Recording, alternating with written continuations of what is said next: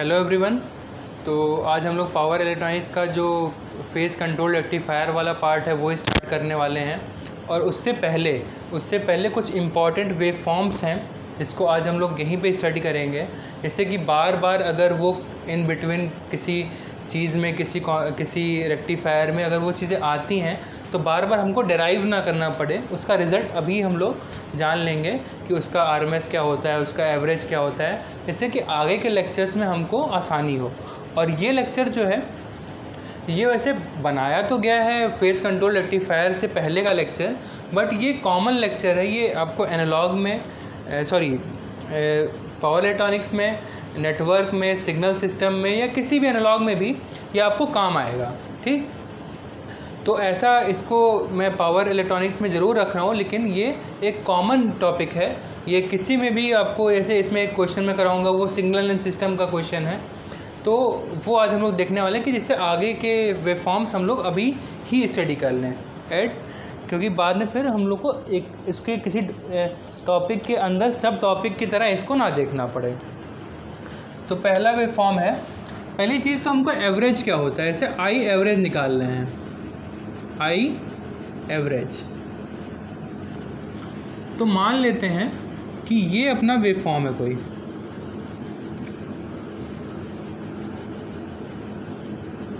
Wave form है, मान ले कोई भी रैंडम वेव फॉर्म है, इसका एवरेज निकालना है। तो इसका एवरेज निकालने के लिए हम क्या करते हैं, सिंपल इसका एरिया निकालते हैं। तो एरिया किस चीज़ से आता है, एरिया आता है इंटीग्रेशन से। तो मान लेते हैं मान लेते हैं ये आई ऑफ टी है।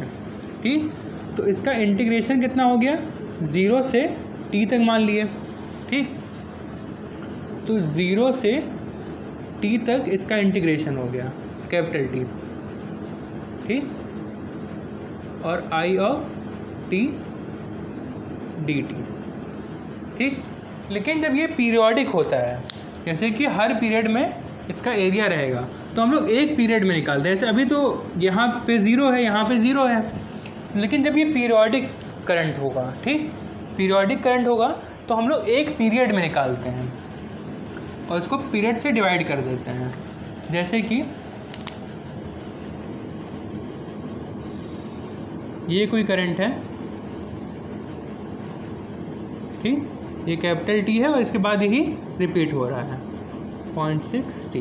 ठीक, तो इसको 1/t कर देंगे, एक पीरियड से हम लोग टाइम पीरियड से डिवाइड कर देंगे, तो ये आ जाएगा एवरेज। आरएमएस में क्या होगा, आरएमएस में आई आरएमएस का फुल फॉर्म क्या है, रूट मीन स्क्वायर। तो हम लोग उल्टा करते हैं, पहले स्क्वायर करते हैं, फिर मीन लेते हैं, फिर रूट लेते हैं। तो इसमें क्या करेंगे, पहले इस क्वांटिटी का स्क्वायर करेंगे, आई ऑफ टी का स्क्वायर, फिर डी टी। ठीक, फिर इसका 1/t ले लिए, मतलब मीन ले लिए। ठीक, मीन मतलब एवरेज, और फिर इसको क्या कर दिए, रूट कर दिए। तो ये बेसिक फार्मूला होता है एवरेज का और आरएमएस का। ये हम लोग अपने सेमेस्टर में ही पढ़ लेते हैं, इतना तो हम लोग पढ़ ही लेते हैं। गेट में इसको यूज़ कैसे करना है, गेट में इसका यूज़ कैसे करना है, तो पहला वेव फॉर्म है, ये कांस्टेंट लाइन है। ठीक, ये कौन सी लाइन है, कांस्टेंट। तो इसका एवरेज मान लेते हैं, इसका करंट आई नॉट है। ठीक, तो इसका एवरेज जो होगा वो आई नॉट एवरेज, वो आई नॉट के बराबर होगा। ठीक, और आई नॉट आरएमएस वो भी आई नॉट के बराबर होगा। ठीक, इतना तो हम लोग जानते हैं, इतना तो मैंने उसमें जॉपर में भी डिस्कस किया था। अगर ये चेंज हो जाए, बीच में ब्रेक हो जाए, ये मान लो 0.6 टी, ये कैपिटल टी, ये पूरा टाइम पीरियड है, और उसके बाद एक टाइम पीरियड के बाद फिर से वही चीज़ रिपीट हो रही है, ये है आई नॉट। तो इसका आरएमएस क्या होगा, इसका average, I not average, I not नहीं, आई एवरेज। ठीक, क्योंकि आई नॉट हम यहाँ पे पहले मान चुके हैं। आई एवरेज जो होगा वो I naught total pulse by pulse width कितनी है 0.6t और पूरा ड्यूरेशन कितना है कैपिटल टी, तो 0.6t बाई कैपिटल टी, तो ये कैंसिल, तो 0.6 इंटू आई हो जाएगा आई नॉट। ठीक, तो ये उसका हो जाएगा एवरेज। आरएमएस क्या होगा, आरएमएस होगा आई नॉट क्या, पहले इसका आरएमएस कितना था, पहले अगर ये पूरी लाइन होती तो इसका आरएमएस होता आई नॉट, लेकिन अब पूरी लाइन नहीं है, अब कहाँ तक है 0.6t अपॉन टी, बस सब कुछ वही रहेगा, बस यहाँ पे रूट आ जाएगा। ठीक, तो इसका आंसर हो जाएगा आई नॉट 0.6 का रूट। ठीक है, तो ये हो गया। फिर ऐसे दूसरा एक वेवफॉर्म देखते हैं।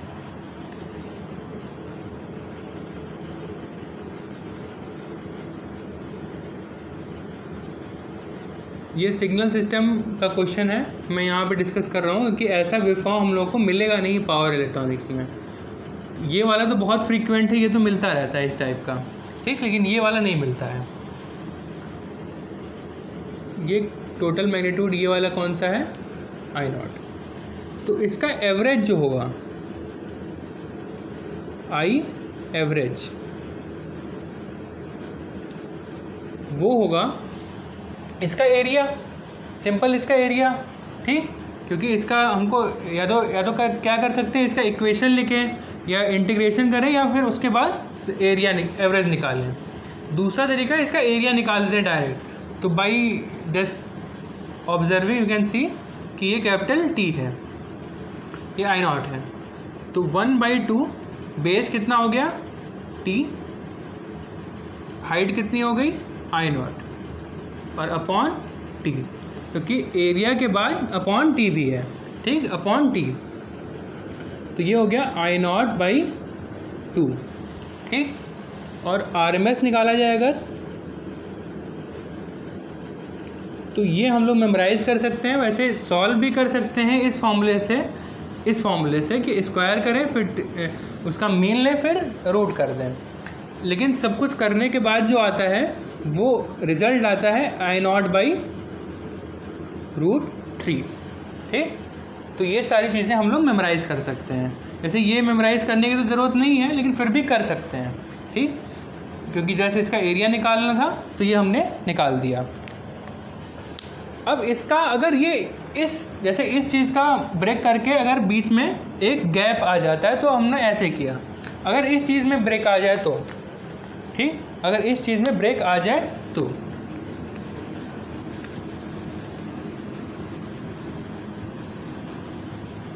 जैसे कि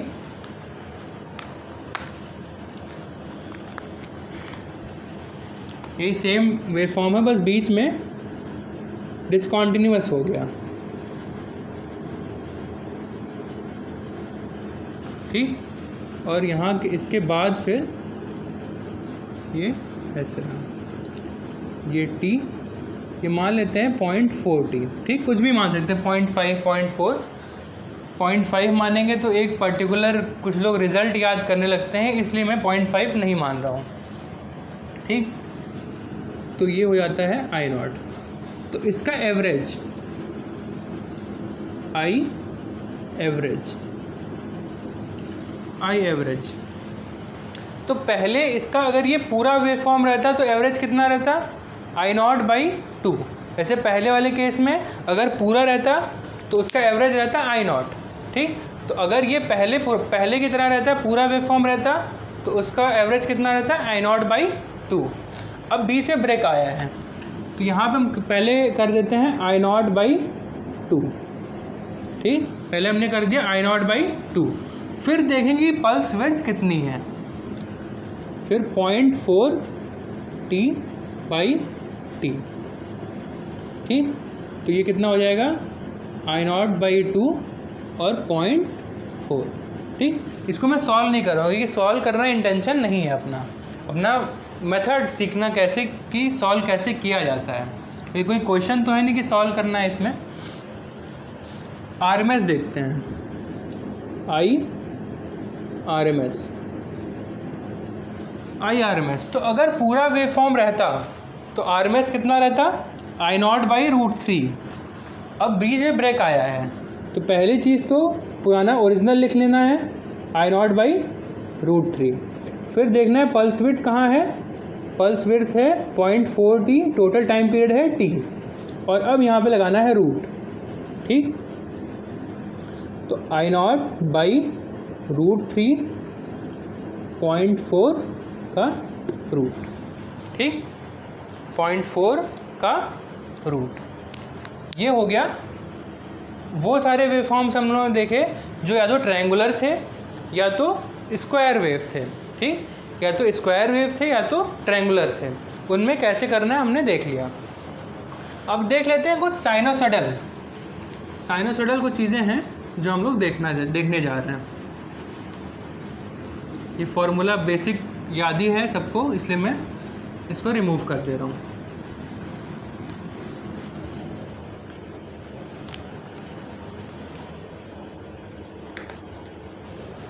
पहला वेव फॉर्म सिंपल एक साइन का वेव है।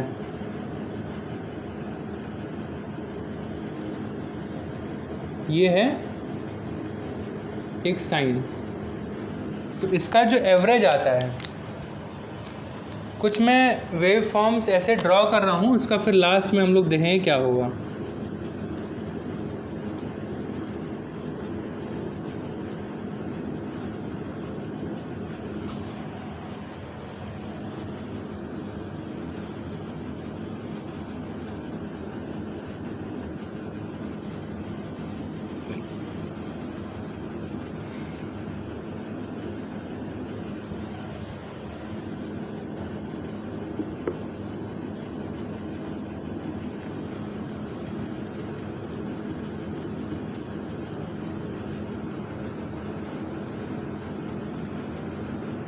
इस 0.5 t को हम लोग 180 डिग्री भी बोल सकते हैं। ठीक, मैं एक दूसरा केस ले रहा हूँ कि जब ओमेगा भी, मतलब कुछ भी ऐसा हो सकता है कि वो डिग्री में हो या कुछ भी और हो, रेडियन से ओमेगा होता है टी का, केवल टी की एक्सिस हो, या हो सकता है ओमेगा टी की एक्सिस हो, वो अपना इंटेंशन नहीं है।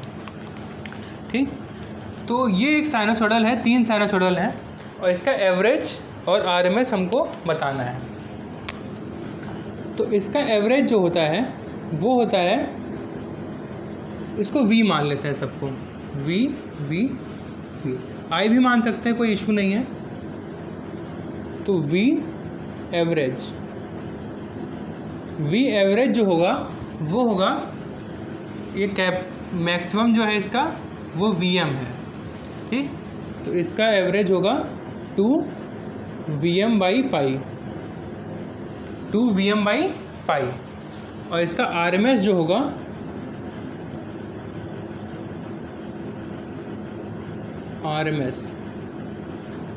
वो होगा Vm/√2।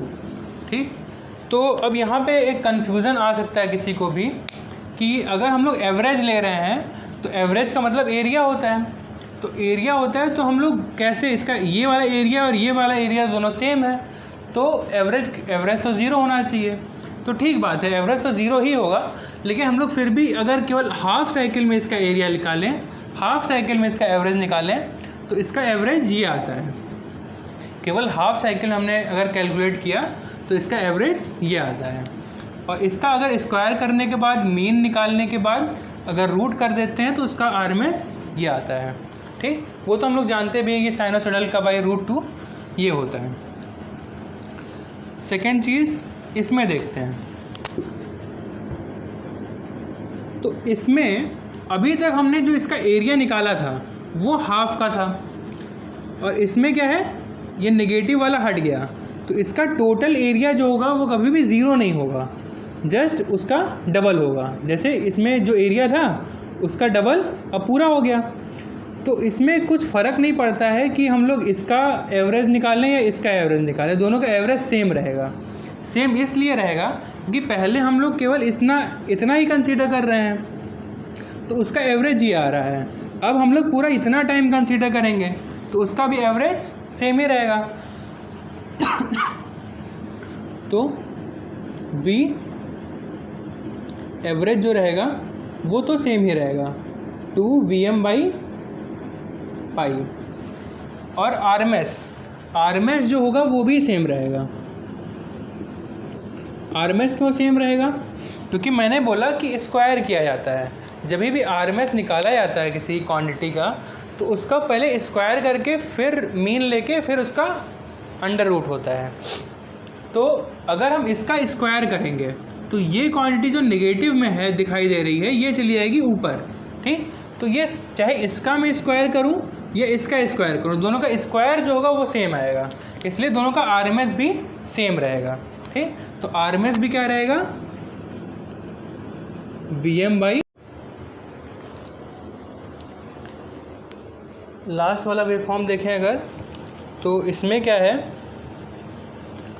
कि इसका एवरेज ये पूरा टाइम पीरियड है और यहाँ पे टाइम पीरियड आधा था क्योंकि हम आधे में स्टडी कर रहे थे। यहाँ पे क्या है, टाइम पीरियड पूरा है और आधा ही वेव है। तो इसका जो एरिया होगा या इसके एरिया से भी कंपेयर कर सकते हैं, इसका एरिया जस्ट हाफ हो गया, ठीक। तो इसका एवरेज कितना होगा? V average is equal to Vm/π, ठीक। V average is equal to Vm/π। या दूसरा अगर मेथड देखा जाए जो अपना मेथड है कि इसका एवरेज कितना था पहले, इसका अगर ये पूरी वेव होती तो इसका एवरेज कितना रहता? 2Vm/π, 2Vm/π। और इसका पल्स विड्थ कितना है? 0.5t, 0.5t और टोटल टाइम पीरियड t। तो कितना आ जाएगा? Vm/π आ जाएगा। RMS निकालते हैं तो पूरे का RMS हमको पता होता है कि Vm/√2 होता है। तो आधे का RMS कितना होगा? Vrms। पूरे का RMS कितना होगा? Vm/√2। और अगर पल्स विड्थ अब कितनी है? 0.5t divided by capital T का रूट, ठीक। तो Vm/√2 और मल्टीप्लाई भी 1/√2 हो जाएगा, तो ये हो जाएगा Vm/2, ठीक। तो इसमें कुछ याद करने का वैसा केस है नहीं। अगर हमको पूरे वेवफॉर्म का RMS पता है, जैसे इसका पूरे वेवफॉर्म का RMS कितना था वो था, अब उसमें कुछ पोर्शन अगर हमको हट गया उसमें से तो जस्ट हम लोग ऐसे इसको सॉल्व कर सकते हैं। अगर कुछ डिसकॉन्टिन्यूटी आ जाए जैसे कि ऐसे ऐसे, जैसे कि मान लो ये 180 है, ये अल्फ़ा है, ये 180 ये पाई मान लेते हैं, पाई, ये पाई है, ये पाई प्लस अल्फ़ा है और ये 2 पाई है, ठीक। तो इसमें और इसमें डिफरेंस क्या है कि शुरू का अल्फ़ा यहाँ से और शुरू का अल्फ़ा यहाँ से 0 है, वो वेवफॉर्म नहीं है। तो इसका जो एवरेज होगा वो होगा Vm/π, सॉरी,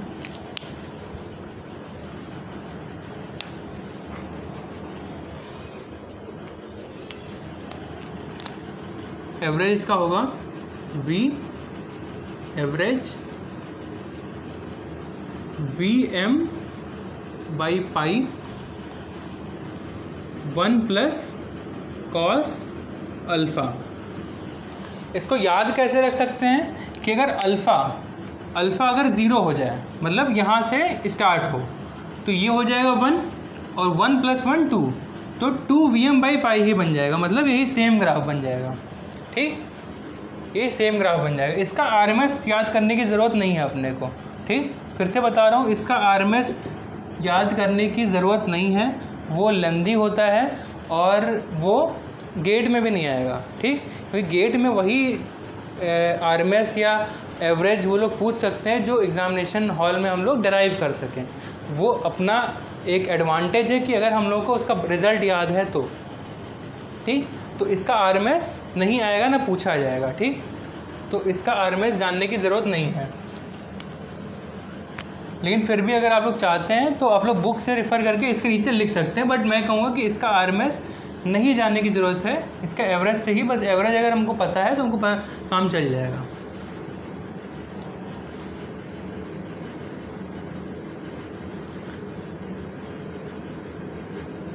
अगर ये हाफ वेव रहे, जैसे ये वाली वेव हटा दें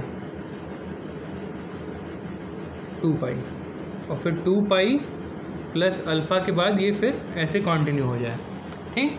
तो इसका एवरेज कितना होगा, जस्ट इसका आधा, ठीक, जस्ट इसका आधा, वी नॉट वी एवरेज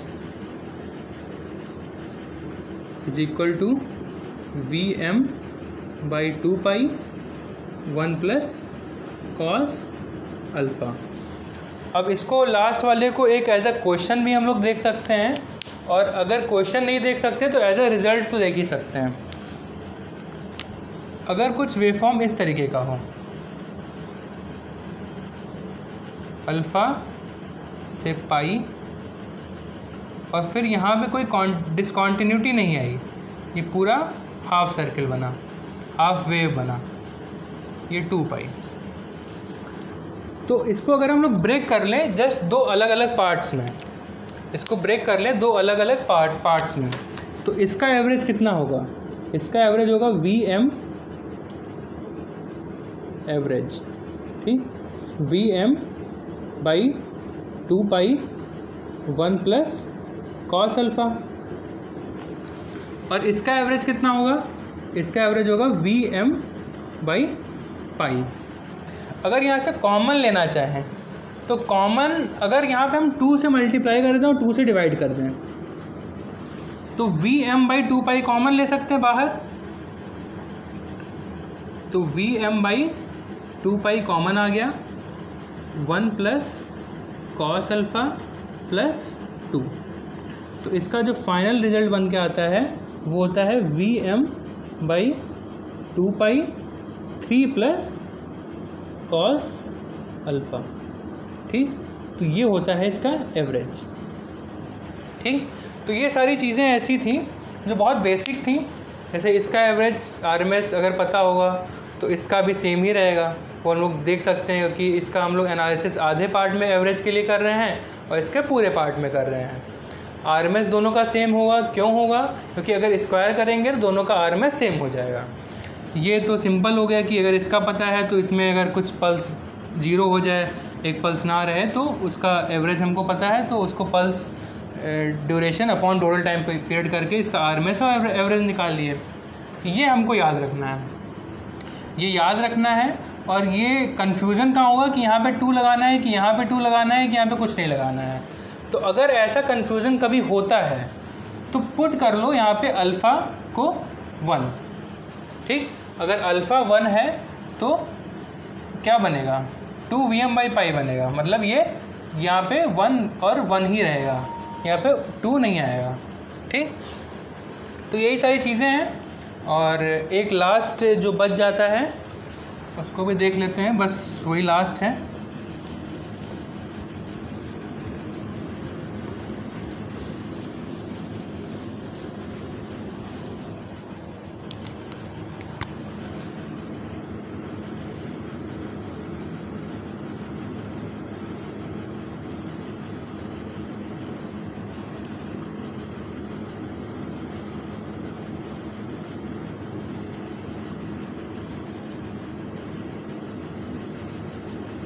ये अल्फ़ा, ये पाई प्लस अल्फ़ा, ये 2 पाई। तो इसका एवरेज जो होगा